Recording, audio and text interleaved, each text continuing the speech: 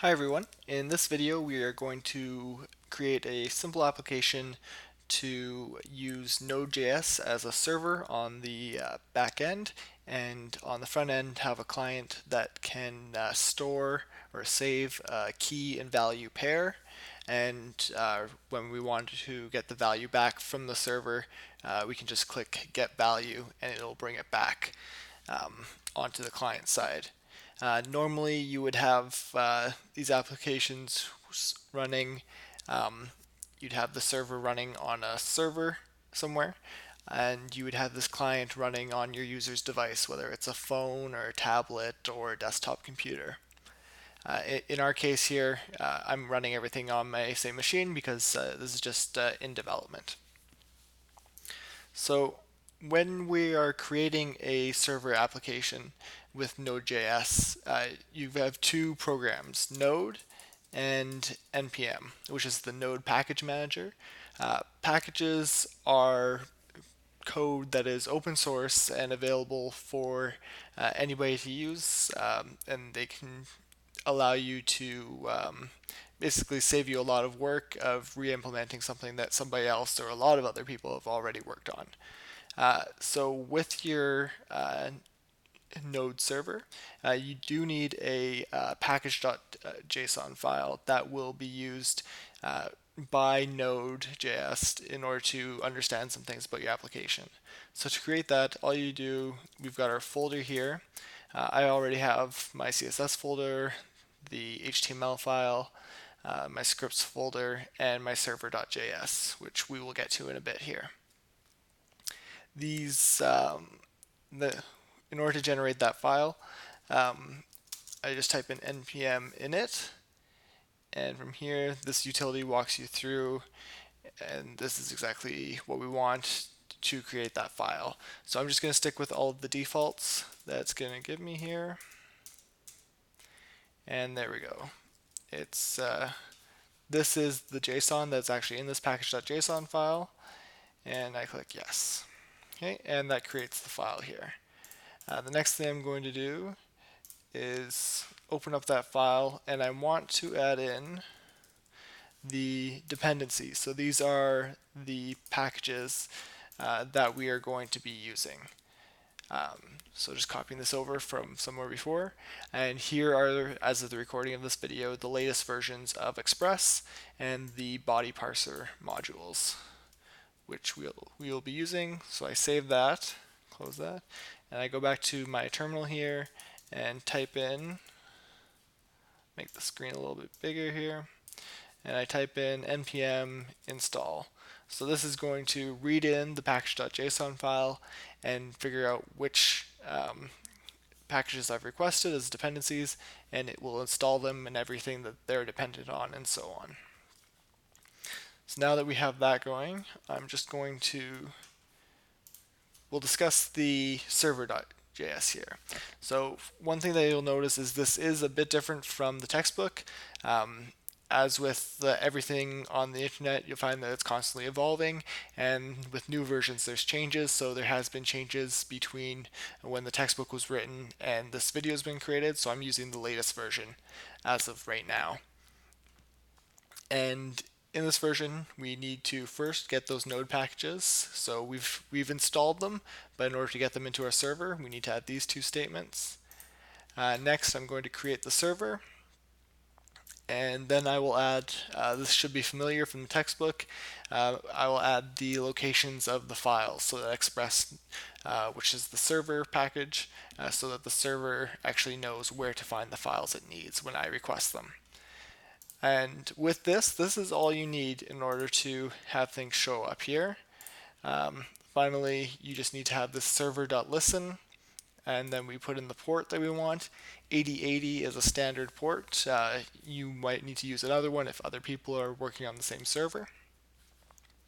And then I just have this function here that the server calls once it's up and running, and it's just going to write something out to the console here.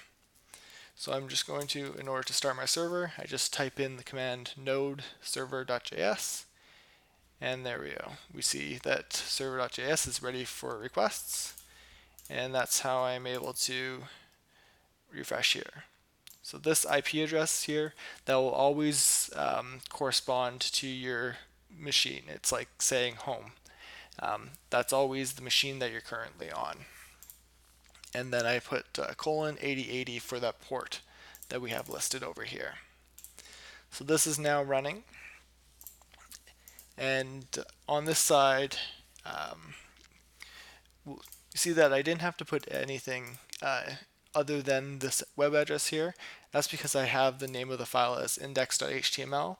If I had it named something else, for example, just x.html, and I would get this error message, and I would need to actually type in x.html in order to find it. But index.html is the default for the Node.js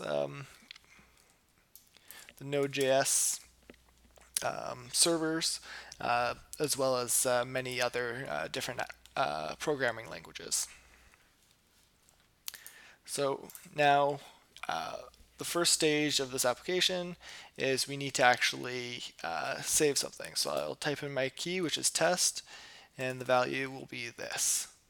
So I will click save, and we get a status message, save pair to storage, and we can see over here that our server received the request. So as for how that actually worked, when I click that save value, I have an on click that calls this function on the client. And so in this function, the first thing it does is it gets that key and the value that I've typed in, and it sends a request to the server URL. So this URL here is the exact same as what I have specified here,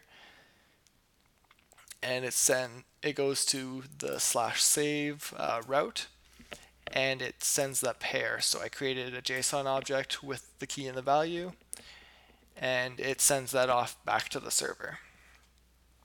On the server, we've created this route right here, which will actually, when we send a request to that location, it will match it to the route that corresponds to the same URL. And with this one here, we see this received a save request, and we stringify the request in the body parameter, and that is what we see here, and that it matches up to what we have here.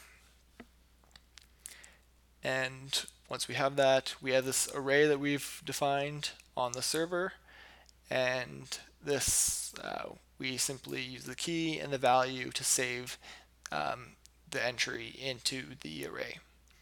Once we're done, we send a response back to the client to let the client know that it was completed successfully. We use the standard response code of 200. That means 200, okay, everything went as planned. And we also send the message save pair to storage. And on our client, it uses the callback here, save callback, which we see just simply sets the status, and that's where we saw save pair to storage.